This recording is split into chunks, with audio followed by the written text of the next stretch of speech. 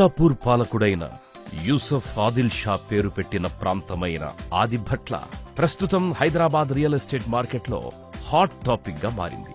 దేశంలోనే మొట్టమొదటి aerospace SEZ ఇక్కడే ఏర్పాటైంది. ఈ ప్రాంతం బడా ఐటీ సంస్థలకు కేర్ ఆఫ్ అడ్రస్ అయ్యింది. చేరువలో శంషాబాద్ విమానాశ్రయం, నగరంలో ఎక్కడ్నుంచైనా ఇక్కడికి చేరుకోవడానికి ఔటర్ రింగ్ రోడ్డు వంటివి ఉన్నాయి.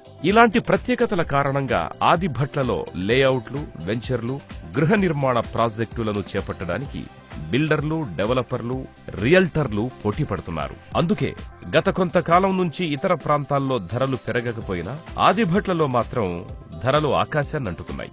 రంగారెడ్డి జిల్లా ఇబ్రహీంపట్నం మండలంలోని ఆదిభట్లలో దేశంలోనే మొట్టమొదటి ఏరోస్పేస్ ఎస్ఈజెడ్ 250 ఎకరాల్లో ఏర్పాటైంది. దీనికి మరో 1000 ఎకరాలైనా కేటాయించడానికి తెలంగాణ ప్రభుత్వం ప్రణాళికల్ని సిద్ధం చేసింది. ఈ ఏరోస్పేస్ సెక్టార్ ఒక్కటే దాదాపు 5,000 కోట్ల పెట్టుబడుల్ని ఆకర్షించగల సత్తా ఉన్నదని ఉన్నతాధికారులు చెబుతున్నారు.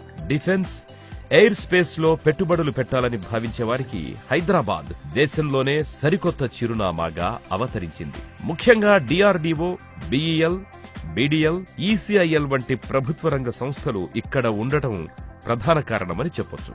ఇప్పటికే Tata advance systems, Zen technologies, Mahindra and Mahindra, Pratt Whitney, Sikorsky వంటి కంపెనీలు తమ కార్యకలాపాలను నిర్వహిస్తున్నాయి. సుమారు 30 ఎకరాల స్థలాన్ని నోవా ఇంటిగ్రేటెడ్ సిస్టమ్స్ కు కేటాయించారు. పంజిలాయిడ్ కి 25 ఎకరాలు, మిథానీకి 20 ఎకరాలు, సమూహాకు 96 ఎకరాలని కేటాయించారు. ఐటీ సంస్థలు ఆదిభట్లలో తమ కార్యకలాపాలను నిర్వహించడానికి భారీ ప్రణాళికల్ని రచించాయి. టాటా కన్సల్టెన్సీ సర్వీసెస్ ఆసియాలోనే అతిపెద్ద క్యాంపస్ ని దాదాపు 75 ఎకరాల్లో ఏర్పాటు చేస్తోంది.